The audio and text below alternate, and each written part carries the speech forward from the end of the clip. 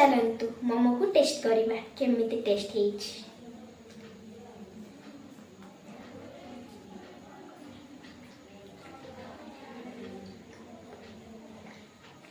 Delicious.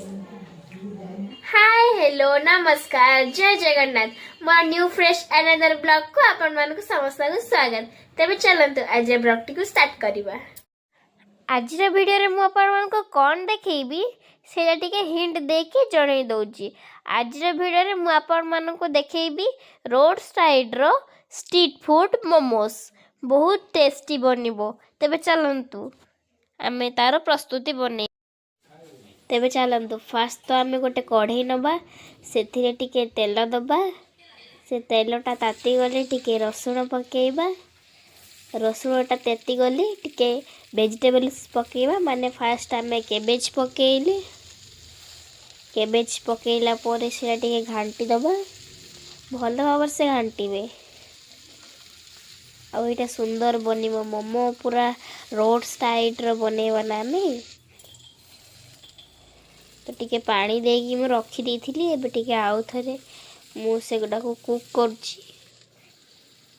एबे टिके स्वाद अनुसार सॉल्ट दे देबा तापरे ब्लैक पेपर पाउडर तापरे हल्दी गुंड तापरे सब को मिसै कि टिके घांटी दबा। एथिरे ब्लैक पेपर होछि मेन जिंस ब्लैक पेपर न पकेइले स्वाद बासना किसी आसबनी। आपण मान तो देखि पारथिबे कलर चेंज हे गलानी ता माने हमर एटा हे सलानी ए बैग को ओल्हे दबा।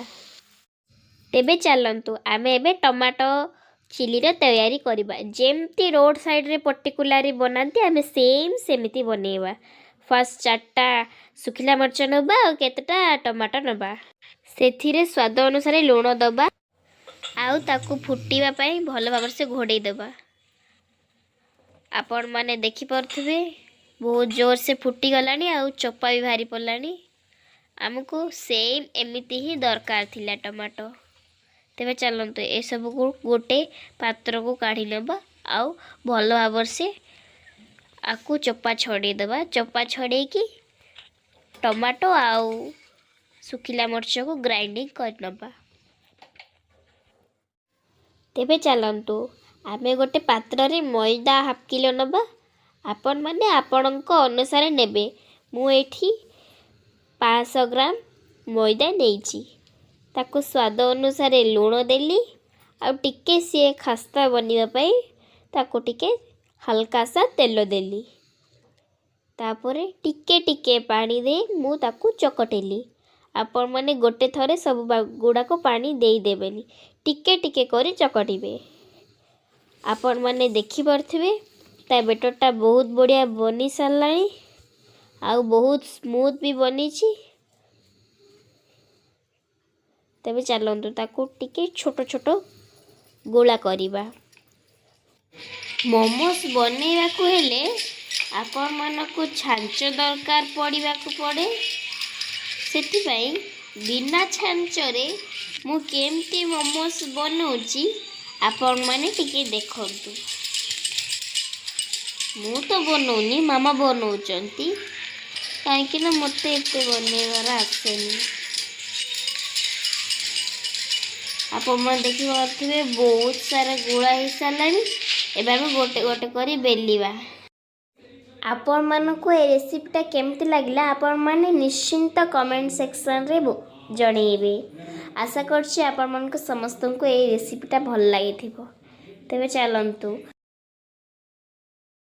एबे हमें से पूरा को देले आ एमती एमती करिकी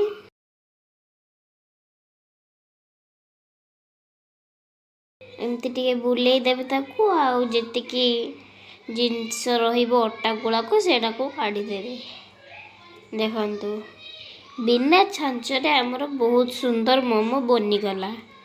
आपण माने देखि पड़थिबे बहुत सुंदर भी देखा जाउची। तेबे चलंतु आउ एमिति केटा मोमो बनेबा। एटा तो गोटे साइज हैला आउ गोटे साइज में मु आपण मान को करके देखौची। एटा गोटे शेप हैला आउ गोटे शेप भी मु आपण मान को करके देखेबी। तेबे आपण माने लास्ट जाई वीडियो को वॉच करंतु तेबे जानि परिबे दीटार सेप केमितिका एटा तो गोटे आ गोटे भी अलग अलग आसीबो।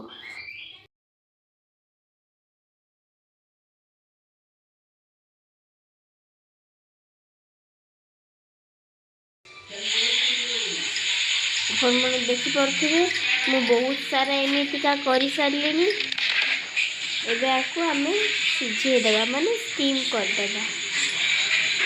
तेरे चलंतु आम चटनी रेडी हो गला।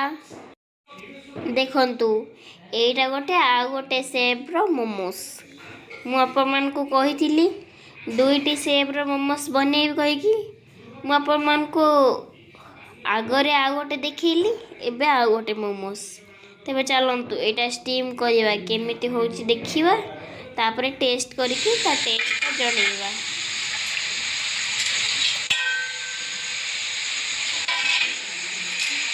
टांटाना आमर मोमोस एंड चिल्ली रेडी। तेबे चलंतु टेस्ट करी तेबे चलंतु मोमो को टेस्ट करबा केमिति टेस्ट हेछि।